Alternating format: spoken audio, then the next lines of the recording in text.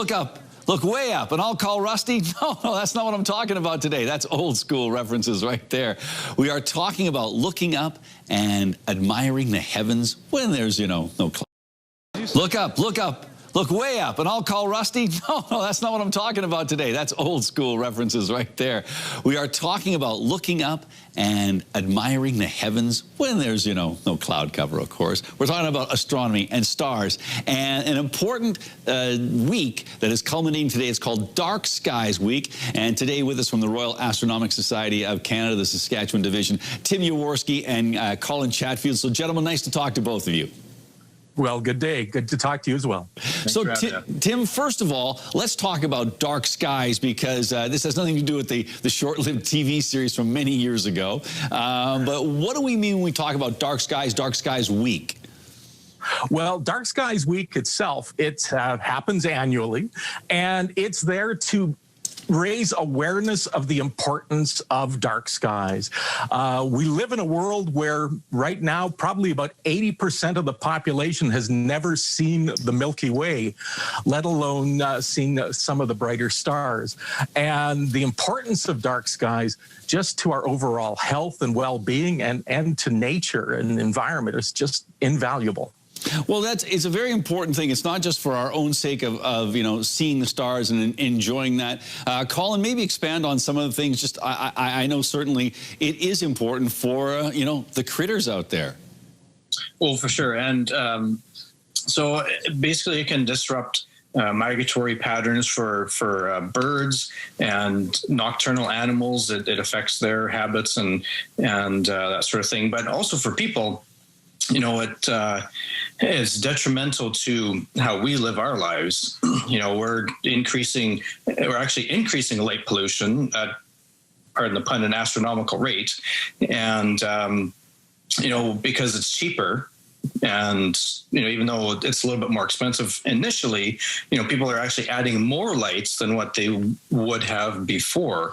And, so basically, a lot of times, even in our city, for example, you can drive through, say, going to Costco and driving down the highway there, and it's completely dark. And then you get to that intersection, it's daytime, then you go through it and it's back to nighttime. So our eyes are constantly having to adjust to that. And for a lot of people, including myself, who are light sensitive, that causes problems for driving. Now, Tim, interesting too. We talk about the light pollution and how it has increased. As Saskatoon's a very good example. As the city has grown, so has the number of illuminated streets at night, things like that. And I know there's some mitigating factors there, but certainly you used to be able to drive out to, let's say, Wanuskewin if you wanted to watch meteor showers or check out the Northern Lights. And Tim, it's a little trickier now because it's not as dark out there anymore.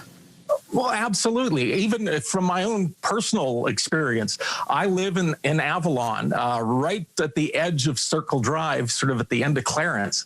And when we moved here in 2002, I could go into my backyard and I could share the night sky with my kids without having to drive out anywhere. And now, with the expansion that's happened of the city down into the Southbridge area, basically, my night sky from my backyard, except for the most bright of stars or planets, is virtually disappeared. So what it means to me now for people like Colin and myself, if we want to go out there and enjoy that night sky, we're definitely going a lot further afield. Well, and let's talk about going a little further afield, because for many years, the Sleaford Observatory that is owned and operated by the Royal Astronomical Society, Colin, that was pretty instrumental, no pun intended, in terms of the University of Saskatchewan finding a supernova.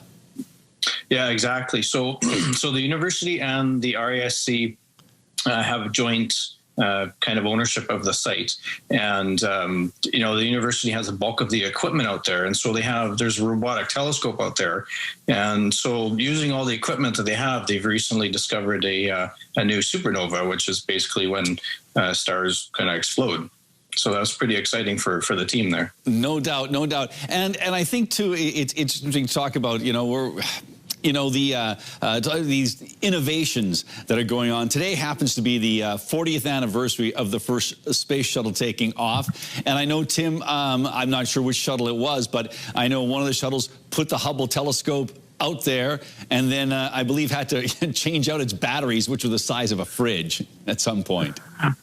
Yeah, actually, they had to, the biggest problem they had when this Hubble went out, there was a miscalculation, and one of the lenses was out of whack.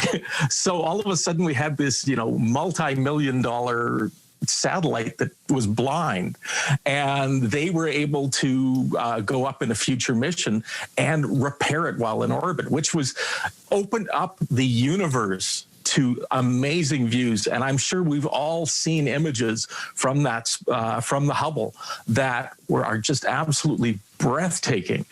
But what's really exciting coming up is the Jack Webb telescope, which has been under development for a couple of, almost a generation, is getting ready to launch. And that one's going to make the Hubble telescope look like the smartphone of cameras. This is really going to be amazing in what it can do. All right. Hey, just before we wrap up here, Colin, we talk about dark skies and trying to mitigate the amount of light pollution. Are you seeing governments and municipalities making a better effort in terms of the kind of lights they use in new developments to try and mitigate the amount of light pollution? You know, we have one of the guys in the club, Richard Huziak, and he is a tireless defender of light pollution and light abatement programs, and he works very hard on getting policies in place. But governments are stubborn, and you know, developers, you know, they don't want to follow these policies because lighting attracts, you know, people and makes people feel, it gives them a false sense of security.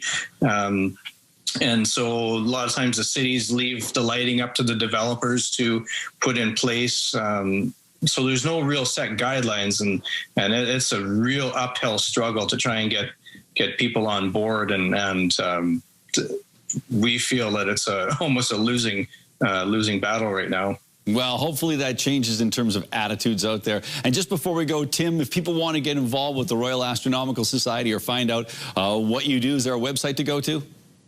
Yeah, if you go to rasc.ca, that's the national website, and it will give you links to all of the centers across the province, or across the country, I should say, including the Saskatoon Centre. And we are always welcoming new members in all levels, anything from the casual observer to professional astronomers, all within that club.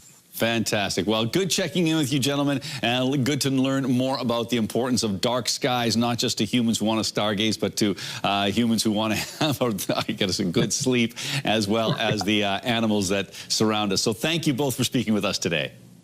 Thank you very much. Thanks for having us.